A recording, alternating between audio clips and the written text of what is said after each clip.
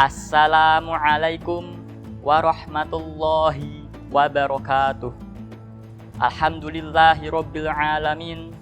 Alhamdulillahilladzi anzala ala abdihil kitab walam yaj'al lahu iwaja. Asyhadu alla ilaha illallah wa asyhadu anna Muhammadar Rasulullah sallallahu alaihi wasallam wala haula wala quwwata illa billahil aliyyil azim. Amma ba'd. Pertama-tama, marilah kita panjatkan puja puji syukur kita kehadirat Allah Subhanahu wa taala yang telah memberikan kita kesehatan, sehat walafiat di momentum Ramadan kali ini. Alhamdulillahirabbil alamin.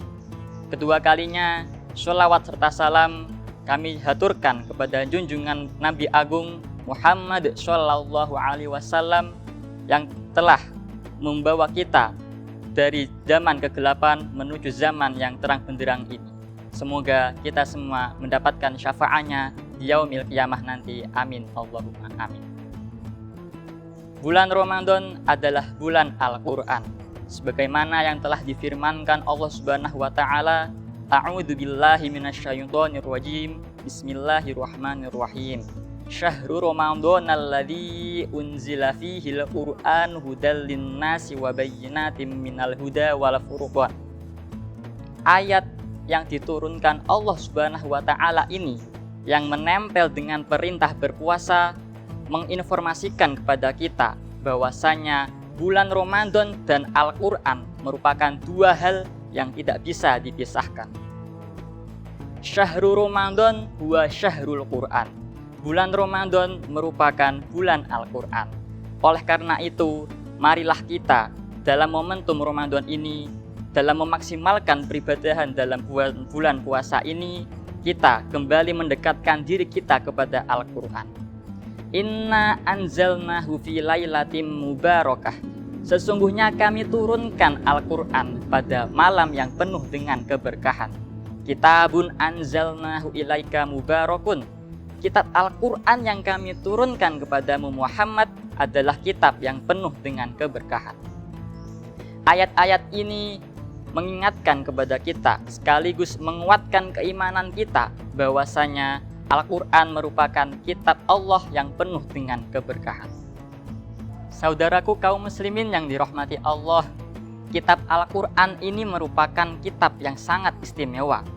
Sesuatu yang ada sangkut pautnya dengan Al-Quran, ia memiliki kedudukan yang mulia. Lihatlah malam di mana Al-Quran diturunkan. Malam yang awalnya biasa-biasa saja, namun ketika Allah turunkan Al-Quran pada malam itu, Allah katakan, Lailatul Qadri khairun min alfi syahr. Malam yang awalnya biasa-biasa saja, tapi begitu Allah turunkan Al-Quran, malam itu dijadikan malam yang lebih baik dari 1000 bulan. Kemudian, lihatlah kepada siapa perantara Allah turunkan Al-Quran itu. Kepada siapa kalau bukan kepada Malaikat Jibril. Malaikat Jibril ini merupakan malaikat yang paling mulia. Salah satu yang menjadikan Malaikat Jibril ini mulia adalah Allah jadikan perantara Malaikat Jibril ini sebagai untuk mengantarkan Al-Quran kepada Nabi Muhammad SAW. Nabi Muhammad SAW pun merupakan Nabi yang paling mulia. Beliau merupakan Sayyidul Anbiya wal Mursalin. Beliau ini merupakan penghulu para Nabi, penghulu para Rasul. Bahkan Nabi Muhammad merupakan manusia yang paling mulia di sisi Allah. Kemudian lihatlah kepada tempat mana Al-Quran ini diturunkan. Al-Quran diturunkan di kota Makkah, kota yang paling mulia. Kota yang awalnya lahan tandus ini, yang kemudian berkat doa Nabi Ibrahim, Allah jadikan kota Makkah sebagai kota yang mulia. Kemudian Allah kembali muliakan kembali, Allah lebih sempurnakan kembali kota Makkah ini dengan diturunkannya Al-Quran pada kota itu. Saudaraku kaum muslimin yang dirahmati Allah, setiap majelis yang di dalamnya ada Al-Quran, yang di sana Al-Quran itu dilantunkan, yang di sana Al-Quran itu diajarkan, maka kata Rasulullah SAW ada 4 keistimewaan yang merupakan bagian dari keberkahan Al-Quran. Apa saja itu? Yang pertama ada as-sakinah. Allah turunkan as-sakinah atau ketenangan hati bagi siapa? Bagi siapa saja yang ada di majelis Al-Quran, bagi siapa yang di sana sedang mengaji Al-Quran. Kemudian poin yang kedua, wa ghasyiyatuhumur rahmah. Allah limpahkan kasih sayangnya, Allah limpahkan rahmatnya pada siapa saja yang ada di majelis itu. Kemudian poin yang ketiga, wa tawaffathumul malaikah. Allah turunkan malaikat-malaikat, Allah jadikan malaikat itu mengitari majelis Al-Quran itu. Setiap malaikat di sana mendoakan ampun, memintakan rahmat kepada Allah untuk ditujukan kepada siapa saja yang hadir di majelis Al-Quran itu. Dan yang poin yang keempat yang terakhir, wa dzakarallahu fi man indah.